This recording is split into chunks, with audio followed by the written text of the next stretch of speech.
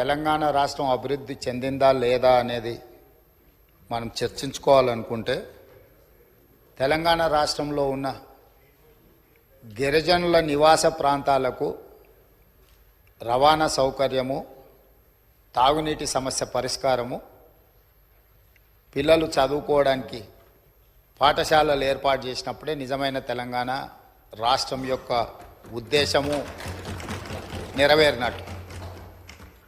ఈ మధ్యకాలంలో నేను చాలా విషయాలు నా నియోజకవర్గంలో కూడా తమరికి తెలుసు, తమరి పక్కనే ఉంటుంది బొమ్మరాజపేట మండల్. దాదాపుగా 72 తండాలు ఉన్నాయి ఒక మండలంలో. చాలా తండాలకు రవాణా సౌకర్యం లేదు, కానీ అవి గ్రామ పంచాయతీలుగా మారినాయి. ఆ ఊర్లో పాఠశాల లేకపోయినా, ఆ ఊరికి రోడ్డు లేకపోయినా, కొన్ని తండాలలో కరెంటు లేకపోయినా మనం వాటిని గ్రామ పంచాయతీలుగా